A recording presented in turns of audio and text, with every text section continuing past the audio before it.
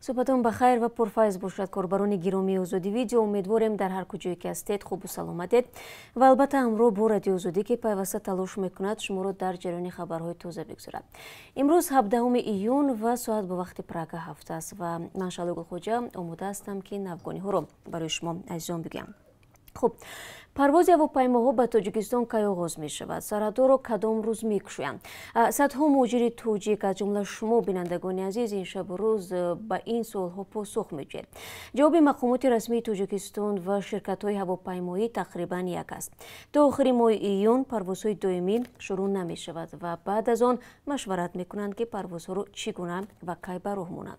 خبر شروع شدن پروازهای شرکت ازبکستان هواییلری و ترکیش ایرلاینز بسیاری ها را باور کننده است که پروازها به تاجیکستان نیز آغاز خواهد شد، اما مقامات تاجیک میگویند در این باره حالا صحبت کردن بر وقت است.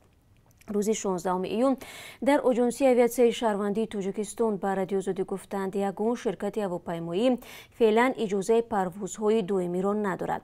مسئولین این نهاد گفتند تنها استاد مقابله با کرونا ویروس میتواند درباره آغاز پروازها تصمیم بگیرد. این کار هم به گفته مسئولین تنها بعد به اعتدال آمدن وضعیت وابسته به کرونا ویروس در کشورهای منطقه امکان پذیر است. نمایندگان چند شرکت هواپیمایی در دوشنبه به رادیو Ozodi گفتند تا روز 30 ایون با استثنای پروازهای مخصوص یا چارتری پروازهای دائمی عملی نمی شوند. از جمله مسئولان نمایندگی شرکت یوتر گفتند فضای تاجیکستان و روسیه فعلا بسته است و تا روز 30 ایون هواپیماهای آنها پرواز انجام نخواهند داد. همین نکته را نمایندگان شرکت اورالسکی آویالینی و ازبکستان هواییلری نیز بیان داشتند. یک مسئول نمایندگی شرکت ازبکستان هواییلری روز 16 ایون گفت آغاز پرواز هواپیماهای شرکت در ازبکستان درست است، اما با گفته همصحبت ما هنوز تاجیکستان برای انجام پروازها اجازه نداده است و آنها حق به دوشنبه پرواز کردن را ندارند. خوب به طور میبینید بینندگان عزیز، آوازه ها درباره در روزهای نزدیک شروع شدن پروازهای منتظم بین روسیه و تاجیکستان اساس واقعی ندارد و اگر تا آخر ماه یگان دیگرگونی شد ما حتما برای شما در بخش خبرها خواهیم گفت. شمار عمومی گرفتاران بیماری کووید 19 در تاجیکستان روز 16 ایون به 5160 نفر رسید. وزارت تندرستی و حفظ اجتماعی اهالی تاجیکستان گفت در شبانه روز گذشته کرونا ویروس نو به 63 کسی دیگر سرایت کرد. به اطلاع رسمی از زمان اعتراف موجودیت ویروس در تاجیکستان 3624 نفر یا زیاده از 72% بیماران شفا یافته 50 کس جان باختند.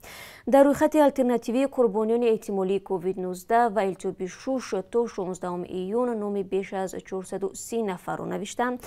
مقامات این فهرست را به اساس می‌داند و دسترسی به آن را در حدود تاجیکستان منع کرده است.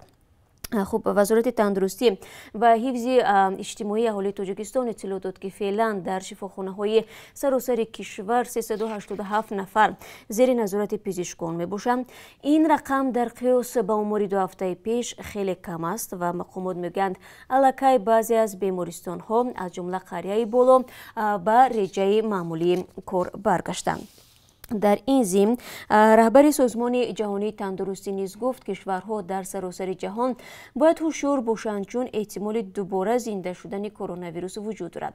چین با خروج دوباره ویروس نو دست به گریبان است و برخی قسمت‌های پکین الکی بسته شده است. در همین حال رهبران تاجیکستان و چین روز 16 ایون در گفتگوی تلفنی شیوه‌های نوی همکاری در عهد کرونا ویروس را بررسی کردند. سی جین پین رئیس جمهوری چین گفته است پکین دوشنبه باید هرچه زود تلاش‌های خود را برای مقابله با بیماری کووید 19 و رشد تجارت دو جانبه هماهنگ کنند. خبرگزاری سینخوا از قول جی پین نوشت مناسبت‌های چین و تاجیکستان به نقطه نوی تاریخی خود رسید.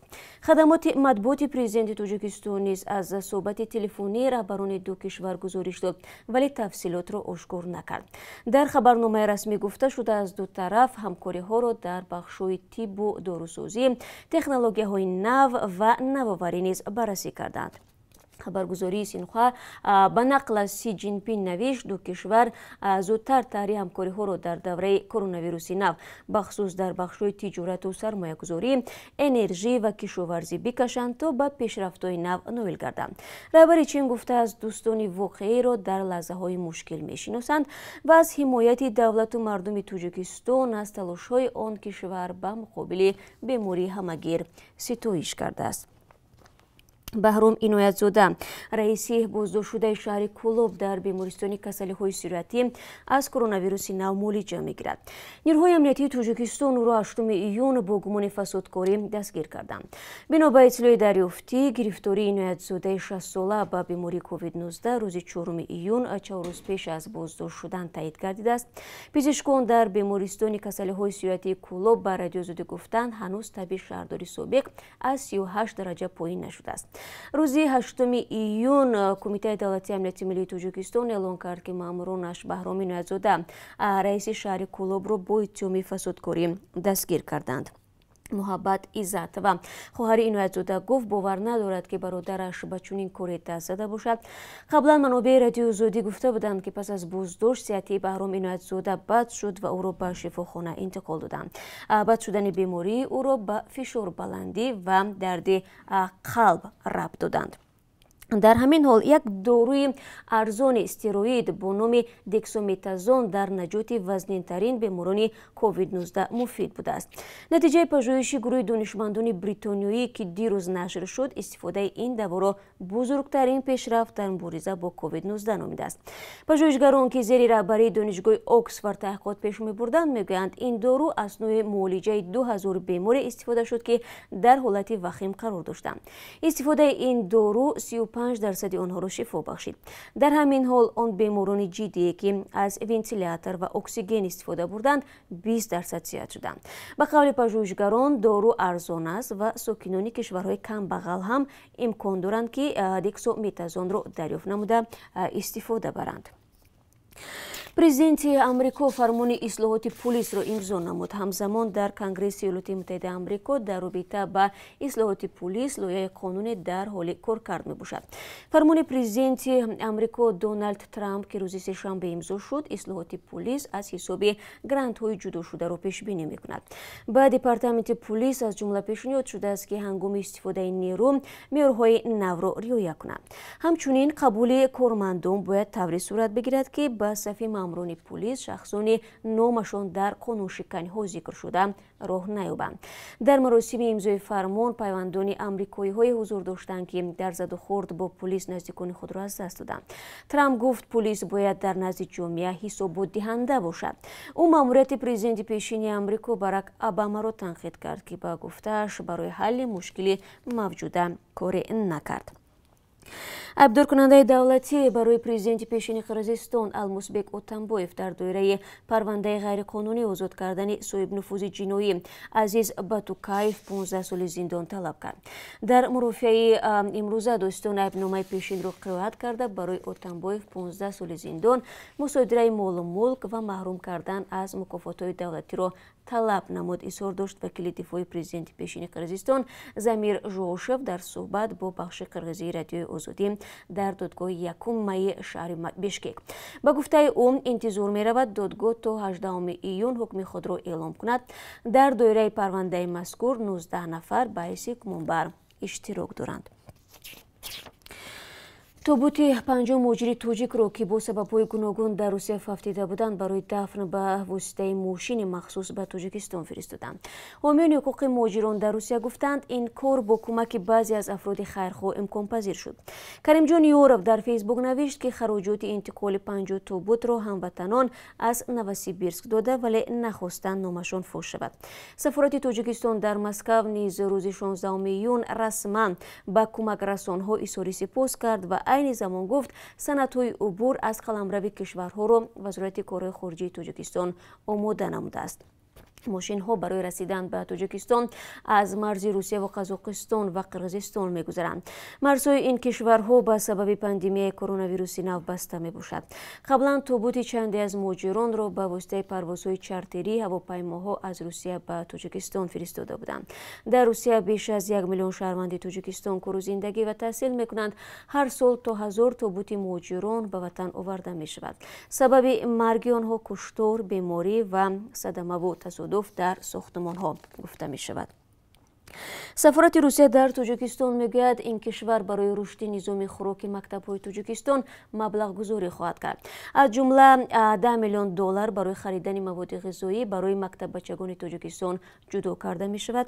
ایگور لیاکین فرالوف سفیر روسیه در تاجیکستان میگوید در 6 سال اخیر مسکو از طریق برنامه خوراکواری سازمان ملل برای رشد نظام خوراک مکتب‌های تاجیکستان قریب 80 میلیون دلار کمک اختصاص داده است.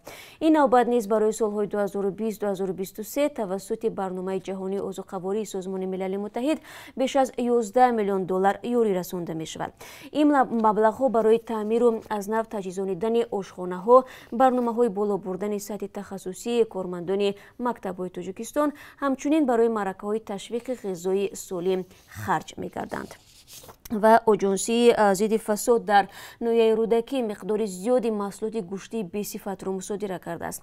هنگام عملیات فوری معلوم کرده شد که در 2 انبار صاحبکاران رجب رحیمов، عالم جورایف و مختار خولماتov 60 تن گوشت گوناگون را بدون رعایت عادی‌ترین قاعده‌های سانیتاری نگاه می‌داشتند.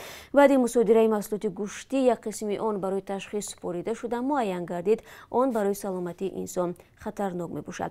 مقامات انتظامی در نسبت تاجران از روی 2 ماده کدکس جنایتی تاجیکستان پرونده جنایی باز نموده همه محصولات پس‌صفت مصادره و به انبارها مهر زده شده است. و اکنون بینندگان عزیز برای شما از قرب اسعار خارجی میگویم که از طرف بانک ملی چنین تعیین شده است. 1 دلار 10 سومانی و 30 درم است. 1 یورو 11 سومانی و 61 درم ارزش دارد. امروز قرب 1000 روبل روسی 147 سومانی و 30 درم تعیین کرده است که نسبت روز گذشته 1 سومانی و 30 درم بیشتر می باشد. با سپاس از یکایک شما برای همراهی در این صبح بر وقت عزیزان، من همه شما رو بازم در پخش مستقیم در تقدیم خبرهای نو بعد 3 ساعت دیگر، یعنی کمتر از 3 ساعت دیگر منتظر خواهم بود و باوری دارم که ما را همراهی میکنید تا اینکه از خبرهای تاجیکستان و جهان آگاه باشید. باقی خدا نگهبانتان و خود را احتیاط کنید.